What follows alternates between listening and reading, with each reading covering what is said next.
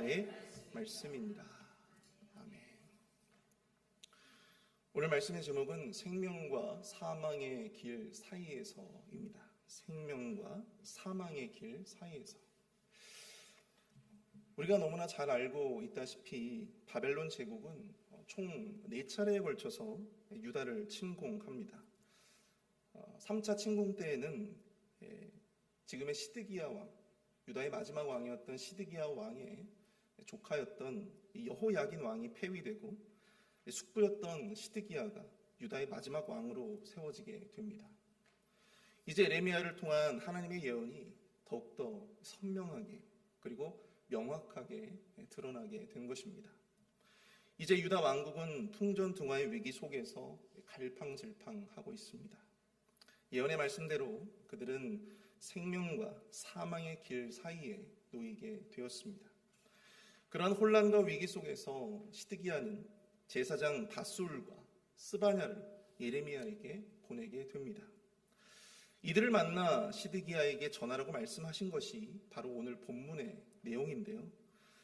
우리가 살다 보면 답이 필요한 그러한 순간이 찾아오게 됩니다.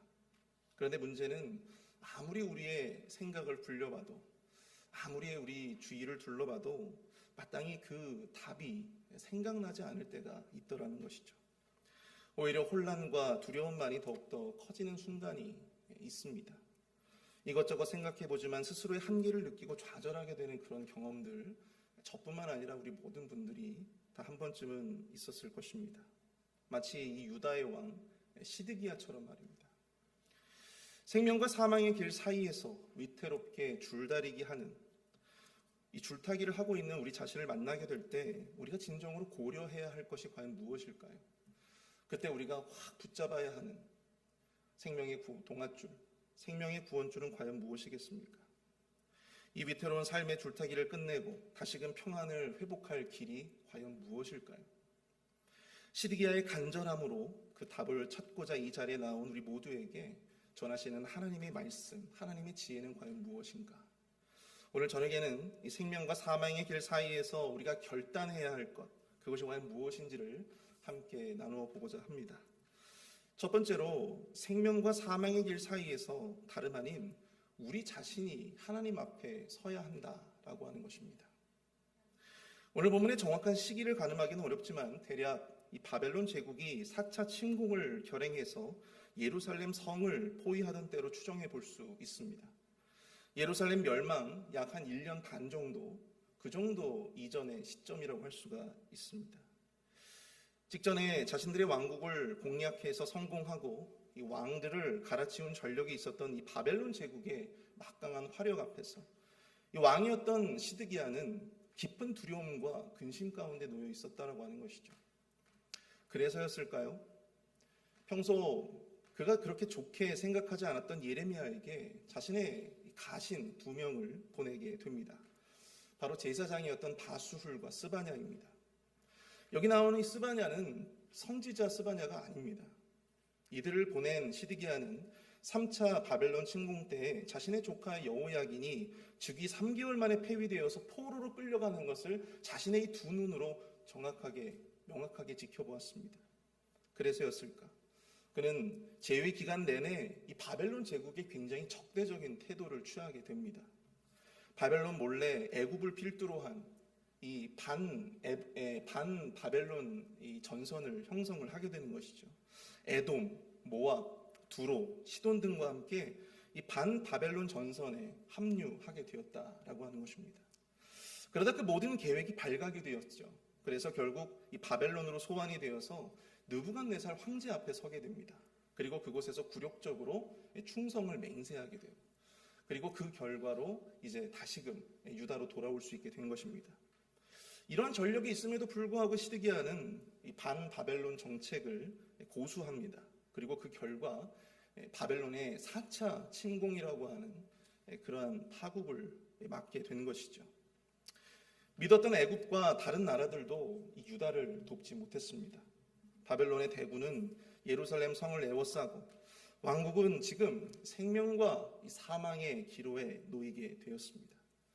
그러한 절망과 간절함 속에서 시드기야가 두 사람을 예레미야에게 보냈다라고 하는 것이죠. 그럼 그들이 예레미야에게 요구한 것은 과연 무엇이었을까요? 2절입니다. 우리 2절 함께 읽어보겠습니다. 시작. 바벨론의 느부갓네살 왕이 우리를 치니 청컨대 우리를 위하여 여호와께 간구하라. 여호와께서 혹시 그의 모든 기적으로 우리를 도와 행하시면 그가 우리를 떠나리라 하니. 아멘. 평상시에는 거들떠보지도 않았던 인사였던 이 예레미야에게 두 명의 가신을 보내 도움을 청하고자 했다라고 하는 것입니다. 우리를 대신해서 기도를 해달라고 하는 것이죠. 하나님에게 대신 좀 청해달라. 하나님께 대신 좀 간구해달라. 만약 그리하면 하나님께서 그들을 물려쳐 주시든지 그들이 자연스럽게 돌아가게 될 것이다. 그렇게 생각을 했던 것입니다. 그런데 그럼에도 불구하고 시드기야는 자신이 직접 예레미야를 찾아와서 자신이 직접 부탁을 하지 않습니다. 그리고 오늘 말씀을 2절 말씀을 다시 한번 보시면 여호와께서 혹시 그의 모든 기적으로 이렇게 표현하고 있음을 보게 됩니다.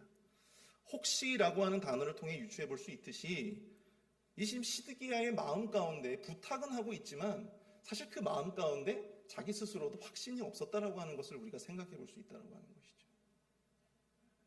기도를 부탁해요. 대신 좀 간구해달라고 부탁합니다.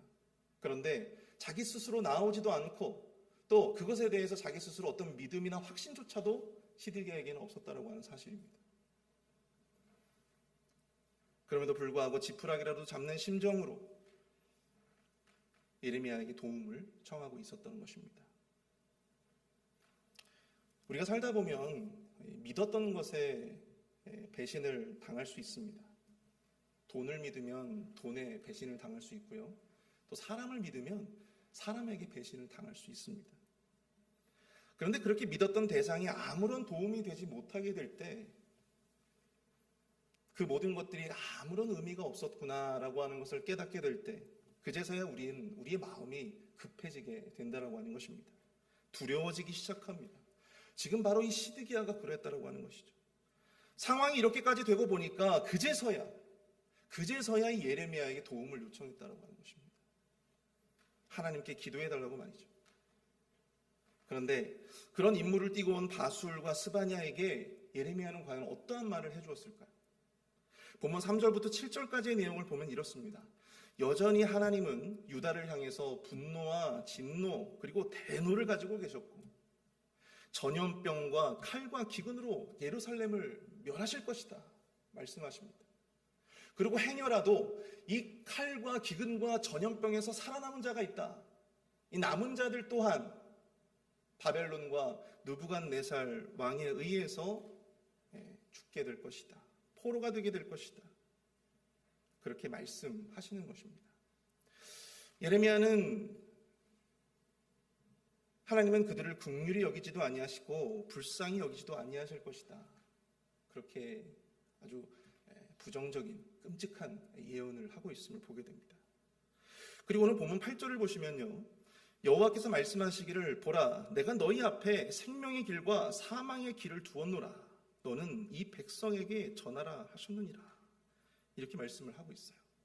하나님은 예레미야를 통해서 지금 그들이 생명의 길과 사망의 길 사이에 놓여 있음을 직면시켜 주었습니다. 생명과 사망의 길 사이에서 위태로운 상황 가운데 놓여 있는 그들 자신을 바로 보도록 일깨워주고 있었다라고 하는 것이죠. 마땅히 왕 자신이 먼저 하나님께 나와 철저히 회개하고 반성해야 할 그 시점에 이 선지자 예레미야에게 하나님께 나를 좀 대신해서 기도해달라. 그런 그의 요청 자체가 굉장히 어불성설이었다는 하는 것입니다. 목마른 사람이 우물을 파야함에도 불구하고 자기 손을 대지 않고 코를 푸는 그러한 모습을 보여주고 있다고 하는 것이죠. 여전히 지금 자신이 어떠한 상황 가운데 놓여 있는지를 스스로 지금 깨닫지 못하고 있는 그런 모습을 우리가 보게 된다고 하는 것입니다. 그런 그에게 필요한 것은 오직 그 자신이 놓여 있는 현실을 철저하게 직면시켜주는 것밖에 없었다라고 하는 사실을 우리가 보게 된다라고 하는 사실입니다. 생명과 사망의 길 사이에서 갈팡질팡하며 답을 구하는 자에게 필요한 것은 과연 무엇일까요? 스스로가 현실을 제대로 보도록 만들어 주는 것입니다. 현실을 제대로 파악하고 또 자기 스스로 하나님 앞에 서야 합니다. 목회자에게 기도를 부탁하고 또 주변 사람들에게 기도를 부탁하기 이전에 나를 위해서 좀 기도해달라 그렇게 요청하기 이전에 누가 먼저 기도해야 된다고요? 네, 바로 자신이 먼저 하나님 앞에 나와야 된다는 사실입니다. 우리가 목사님들에게 축복 기도를 받잖아요. 많은 분들이 우리 교회도 그런지 모르겠지만 예전에 제가 한국에서 사역할 때는 집을 사거나 혹은 차를 새로 사거나 이럴 때도 항상 목사님께 먼저 가서 목사님께 기도해달라고 부탁을 하시더라고요. 그 모습을 보면서 참 귀하구나라고 하는 생각을 하게 되었습니다. 근데 여러분, 우리가 목사님들께 축복의 기도를 부탁하고 또 우리 가정을 위해서 나의 인생을 위해서 축복해달라고 우리가 그렇게 기도 부탁을 할 수가 있죠. 근데 중요한 것은요, 목사님이 그들을 위해서 기도하고 또 그들을 위해서 축복의 메시지를 전해주시는 것보다 훨씬 더 중요한 것이 바로 나 자신이 먼저 축복의 자리에 서 있어야 한다는 건 사실입니다. 나 자신이 먼저 이 죄의 자리, 허물의 자리, 멸망의 자리에 서 있는 것이 아니고요. 내가 먼저 그 자리, 그 축복의 자리에 내가 서 있어야 된다는 하는 사실이에요. 시드기야 왕처럼 자신은 죄악의 자리에 여전히 서 있음에도 불구하고 예레미야로부터 축복을 구하고 도움을 구하는, 대신 간구하고 기도해 줄 것을 구하는 것. 여러분, 이것은 하나님께 바른 모습이 될 수 없다라고 하는 사실입니다. 남들에게 기도해달라고 부탁은 잘하시는데 정작 기도해야 할 그 자리에 우리 스스로가 나오지 못한다면, 기도하는 그 자리에서 우리가 기도하지 못한다면 하나님께서 과연 그 기도를 어떻게 보실까요?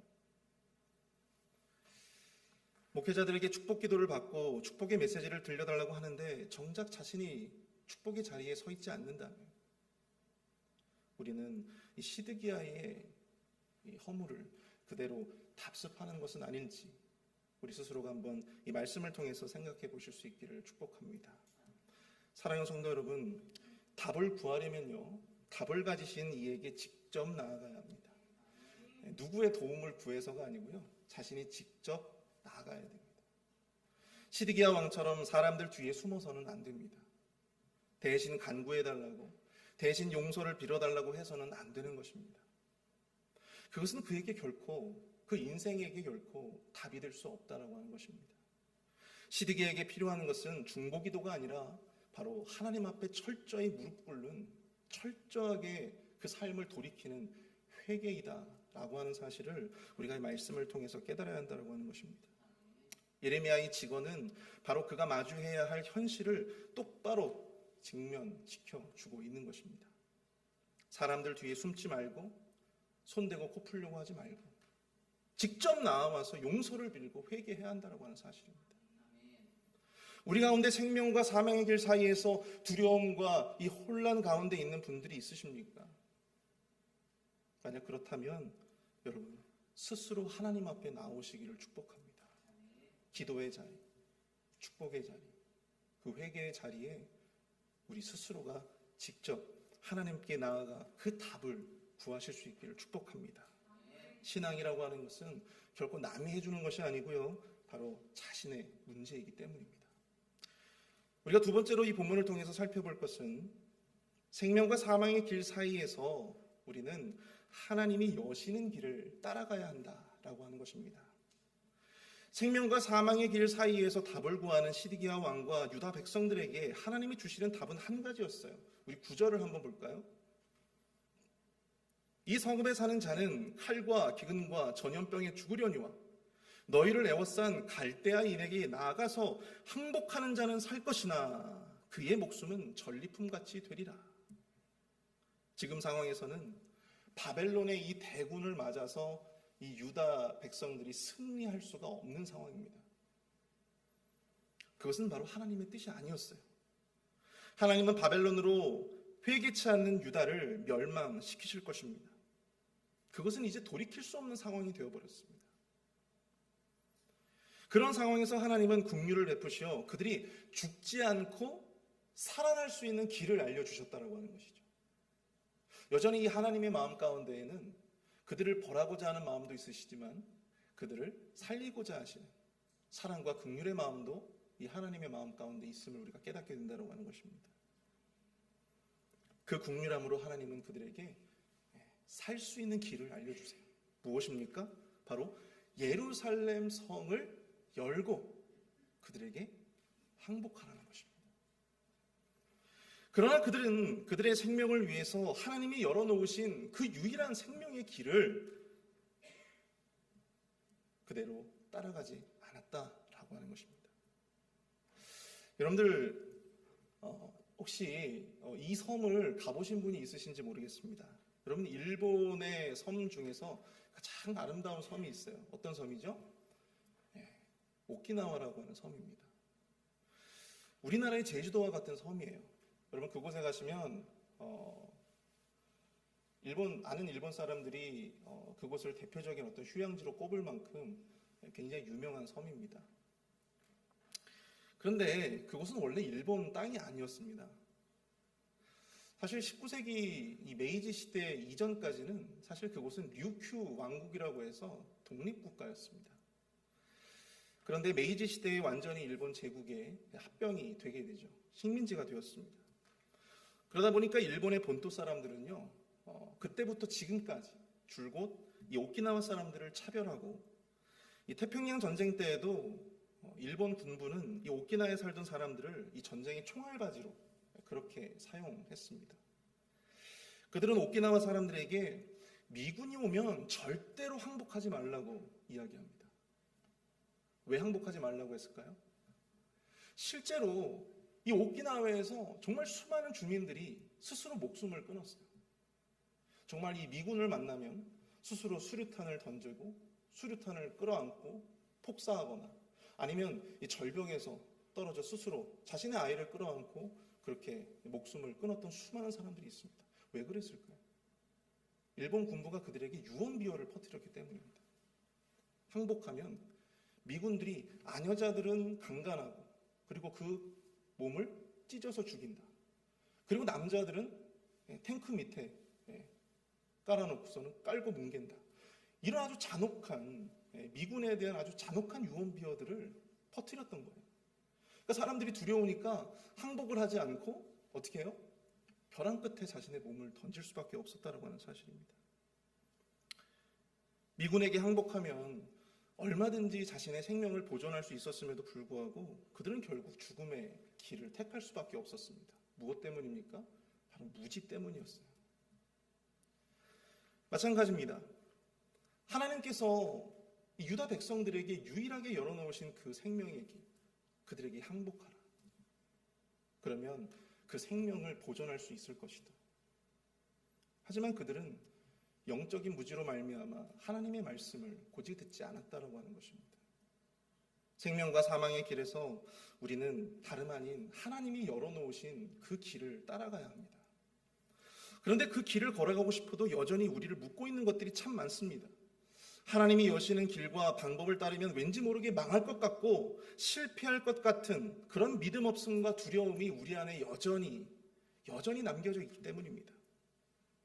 당시 예루살렘이라는 난공불락의 성 안에 있는 것이 하나님이 예배해 놓으신 이 성벽 안에 있는 것이 가장 안전한 길이라고 스스로 믿고 있었던 수많은 사람들이 그 안에서 항복하지 않고 있다가 이 바벨론 제국의 끔찍한 칼날을 맞고 말았다라고 하는 사실이죠. 그럼에도 불구하고 그들이 그렇게 하나님이 열어놓으신 삶의 길이, 생명의 길이, 살 길이 있었음에도 불구하고 왜 그 길을 따라가지 못했을까? 그것은 바로 하나님이 여시는 길보다 자신이 생각하기에 옳은 길을 택했기 때문입니다. 하나님의 뜻이 우리의 뜻과 맞지 않을 때 우리의 죄성은요, 끊임없이 여전히 하나님의 뜻과 그 길을 따라가지 못하도록 우리의 삶을 바꾼다라고 하는 사실입니다. 우리가 성경을 보시면요, 민수기 21장을 보시면 하나님을 원망하고 불순종했던 이스라엘 백성들에게 하나님께서 뭘 보내시냐면 불뱀을 보내세요. 여러분 불뱀을 보신 적이 있으십니까? 네. 없어요? 불뱀을 보시면요, 저도 실제로 본 적은 없어요. 근데 여러분, 불뱀에게 물리면 어떻게 돼요? 죽죠.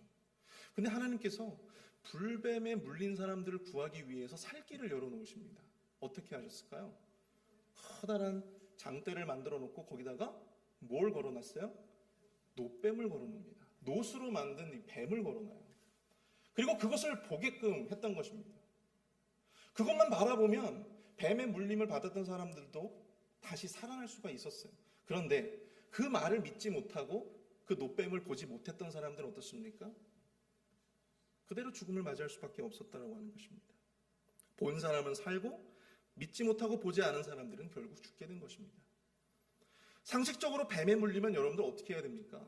독을 빨아내든지 아니면 약을 바르든지 해야 될 텐데, 이 노뱀을 바라본다라고 하는 것이 이게 과연 이성적으로 논리적으로 이게 맞는 말입니까?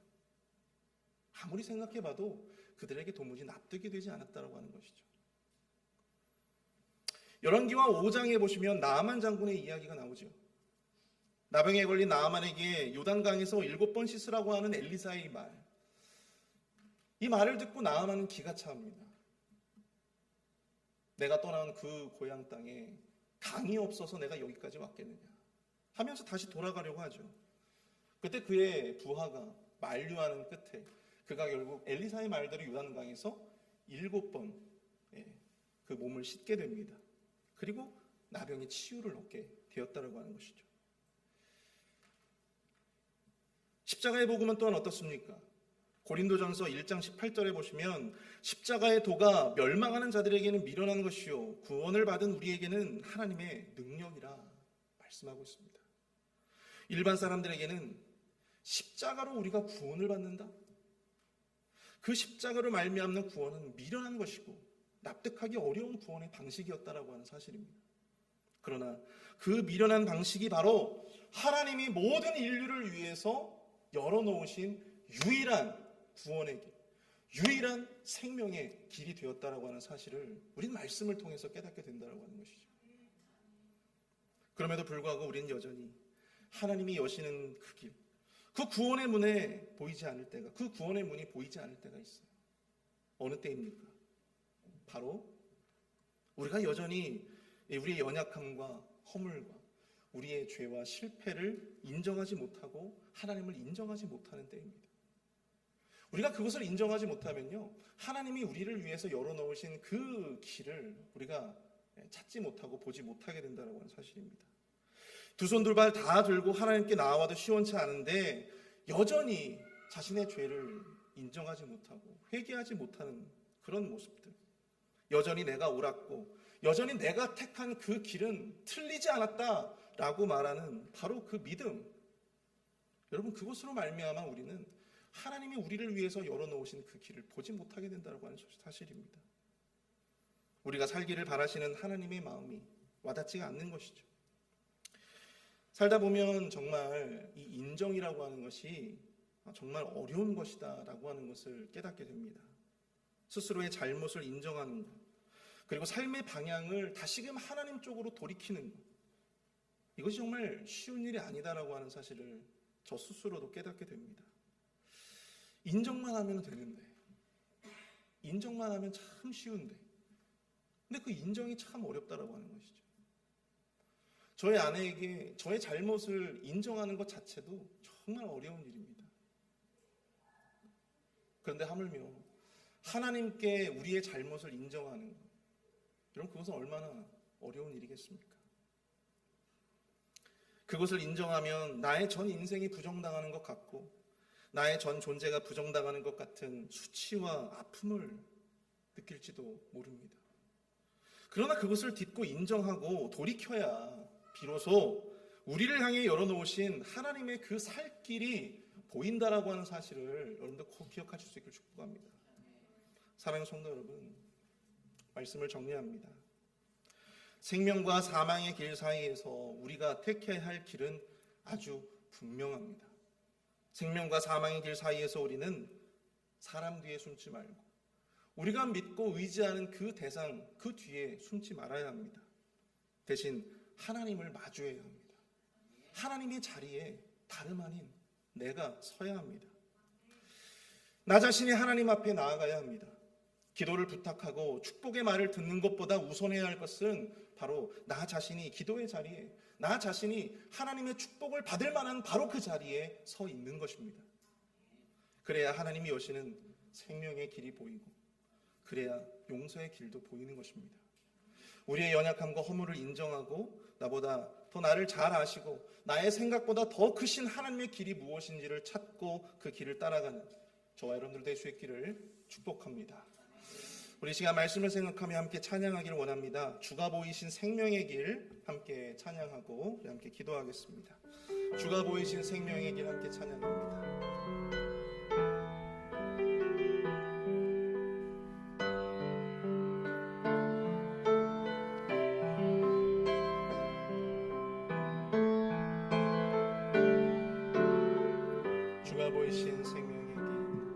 주가 보이신 생명의 길, 나 주님과 함께 상한 마음을 들이며 주님 앞에 나가니 나의 의로움이 되신 주 그 이름 예수, 나의 길이 되신 이름 예수. 다시 한번 주가 보이신 생명의 길, 나 주님과 함께 상한 마음을 들이며 주님 앞에 나가 나의 의로움이 되신 주 그 이름 예수, 나의 길이 되신 이름 예수. 나의 길 오직 그가 하시나니 나를 단련하신 후에 내가 정금같이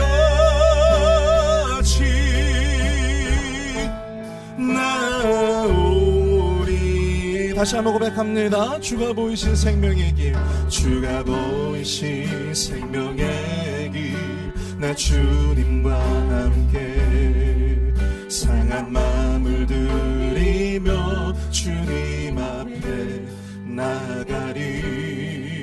나의 의로움이 되신 주 그 이름 예수, 나의 길이 되신 이름 예수. 나의 길 오직 그가 하시나니 나를 단련하신 후에 내가 정금같이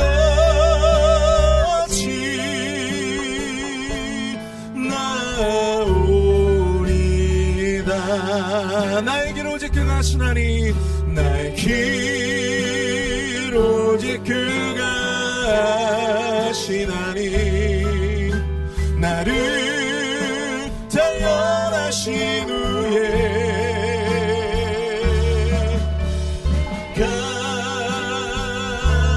정금같이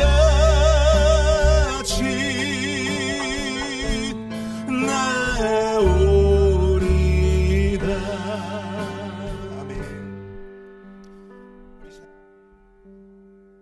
일 원합니다. 주님, 생명의 길과 사망의 길 사이에서 사람 뒤에 숨지 않게 하여 주시고 온전히 하나님을 나 스스로 마주하며 하나님이 열어주시는 그 구원의 길, 그 회복의 길, 그 축복의 길 가운데로 나 스스로가 나아갈 수 있도록 나를 인도하여 주옵소서. 나의 실패와 연약함, 나의 허물과 죄를 모두 주님 앞에 인정하게 하여 주시고 나의 계획과 생각보다 다 내려놓고 순종함으로, 말씀의 순종함으로 나아갈 수 있는 우리의 삶이 되어줄 수 있도록 인도해 주옵소서. 우리 함께 마음을 모아 합심해서 함께 기도하도록 하겠습니다. 사랑 은혜가 풍성하신 하나님 아버지, 은혜와 사랑을 감사합니다. 하나님 아버지,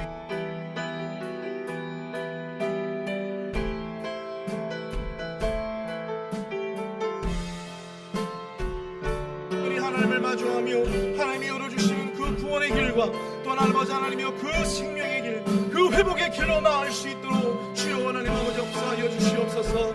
우리의 모든 실패와 연약함 주님 앞에 인정하게 하여 주옵소서. 주님 앞에 내려놓게 하여 주시옵소서. 나의 계획과 그 모든 생각들 사이에 하나님이 열어놓으신 그 축복의 길과 그 생명의 길로 나아갈 수 있도록 주여 붙들어 주시옵길 원합니다. 하나님 인도하여 주시옵소서. 하나님 길을 열어 주시옵소서. 그 길이 보이게 하여 주시옵소서.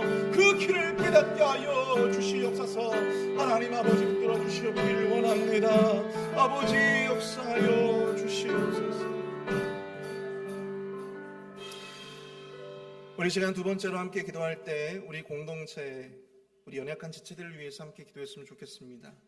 믿음이 연약한 지체들이 있습니다. 또 육신의 질병으로 말미암아 마음의 질병으로 또 고통당하고 있는 분들도 있습니다. 우리 시간 함께 기도하실 때 우리 교회 참 연약한 지체들 한 분 한 분 여러분들 생각나시는 그 이름을 함께 부르며 함께 우리 기도로 나아가도록 하겠습니다. 그들이 연약함이 더 이상 연약함이 아니라 강하신 주님의 도우심을 힘입는 은혜의 기회가 될 수 있도록 인도하여 주시고 능력이 될 수 있도록 인도해 달라고 함께 우리 마음을 모아 합심해서 기도하겠습니다. 사랑을 행하 풍성하신 하나님 아버지 우리 교회의 아버지 하나님, 육신의 연약함으로 말미암아 어려운 가운데 있는 분들이 있습니다. 주여 하나님 아버지 그들을 한 사람 한 사람 주여 하나님 아버지 은혜를 도와여 주셔서 하나님 그들에게 새 힘을 도와여 주시옵소서. 새로운 소망을 주님 허락하여 주시옵소서. 육신의 힘을 도와여 주시옵소서. 하나님 아버지 모든 암세포들이 깨끗하게 아버지 하나님께 물러갈 수 있도록 인도하여 주옵소서. 사라질 수 있도록 인도하여 주옵소서. 하나님 아버지 정신적인 문제로 말미암아 마음의 질병으로 말미암아 관계의 문제로 말미암아 또 아버지 경제적인 문제로 말미암아 어려운 가운데 있는 성도들이 있습니까? 주여 하나님 아버지 그들 한 사람 한 사람을 주님께서 붙들어 주셔서 저들에게 필요한 것을 주님 채워주시옵소서. 물질이 필요하다면 물질을 채워주시고 마음의 평안이 필요하다면 마음의 평안을 주님 허락하여 주시옵소서.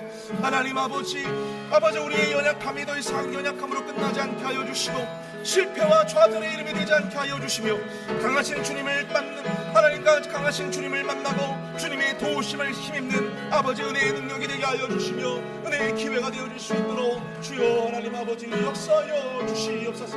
하나님 아버지 축복의 기회로 삼을 수 있도록 인도하여 주시옵기를 주여 간절히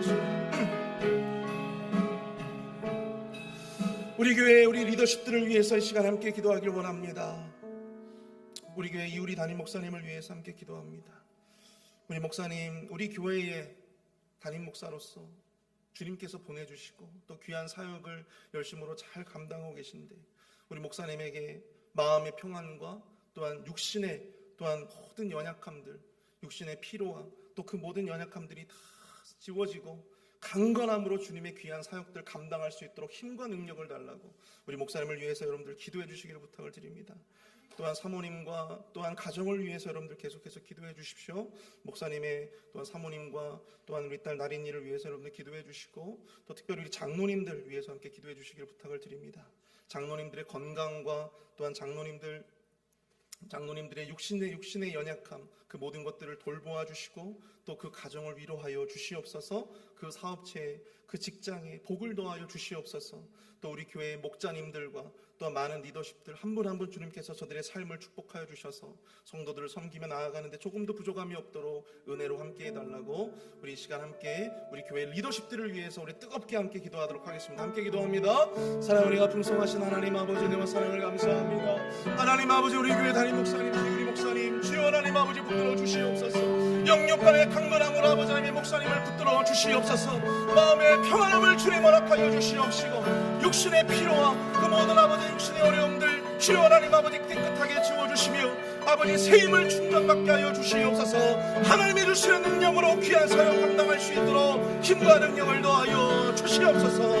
하나님 아버지께 장로님들 주여 한 사람 한 사람 주님께서 붙들어 주시고 저들의 모든 삶을 주님께서 위로하여 주시고 교회를 위해서 애쓰고 아버지 교회를 위해서 기도하는 장로님들의 그 모든 순간순간마다 주여 하나님 아버지 위로하여 주시며 그 가정을 주님 위로하여 주시옵기를 주여 간절히 소원합니다. 하나님 아버지 주님 기도합니다. 우리 아버지 사랑방 목자들 위해서 기도합니다. 성도들을 섬기며 목원들을 섬길 때에 마음에 상처받고 어려움 받는 그 모든 어려움들 주님께서 다 해결하여 주시고 은혜 가운데 주님 붙들어 주시옵기를 원합니다. 아버지 역사하여 주시옵소서.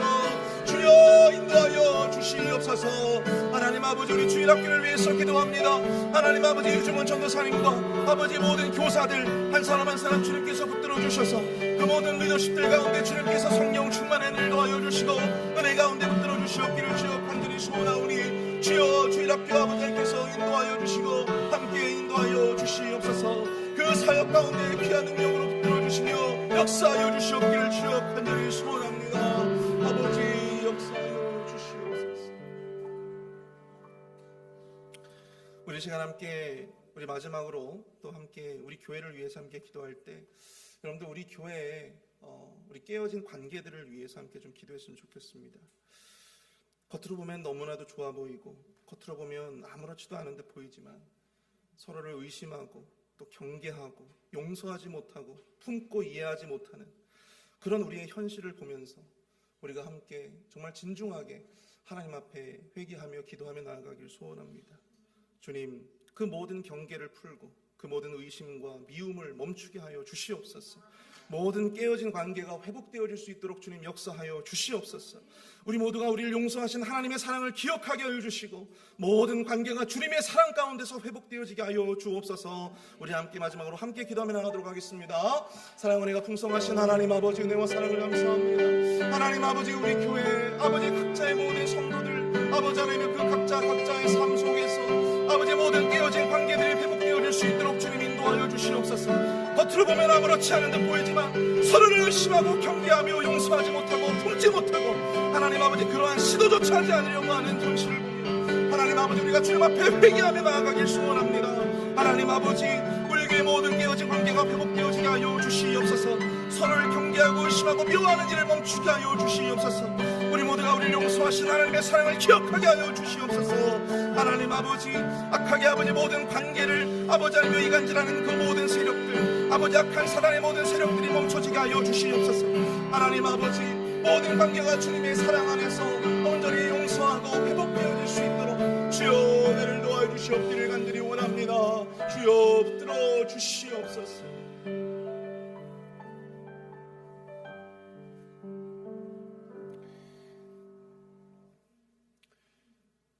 우리가 살고 있는 그 인생의 길 가운데 생명과 사망의 길이 매일같이 그 길을 마주하고 있는 우리의 삶이 너무나도 고단하고 또 너무나도 힘겨울 때가 있습니다. 주님, 그 순간순간 주님이 열어놓으신 그 살길을 매일매일 주님 앞에 마주함으로 말미암아 발견하는 우리의 삶이 되어지게 하여 주시옵소서. 남에게 기도를 부탁하고 남에게 축복을 구걸하는 그러한 삶이 아니라 나 스스로가 하나님 앞에 축복의 자리에 서고 기도의 자리에 설 수 있도록 주님 은혜를 베풀어 주시옵소서. 하나님, 우리 교회에 연약한 지체들이 많이 있습니다.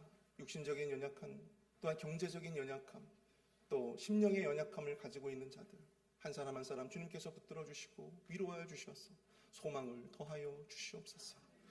우리에게 허락하신 그 생명의 길을 온전히 우리가 따라갈 수 있는 믿음을 우리 모든 공동체에 허락하여 주시옵소서. 지금은 우리 구주 예수 그리스도의 은혜와 아들을 주시기까지 우리를 사랑하신 하나님의 무한하신 사랑하심과 성령님의 감화감동 위로교통 축복하심의 은총이 이 시간 주의 말씀을 붙잡고 살아가고자 결단하는 우리 회필 한인 장로교의 모든 성도님들과 저들의 가정과 자녀들 머리 위에 교회와 사역 그리고 선교지 위에 이제로부터 영원토록 함께 하실지어다. 아멘.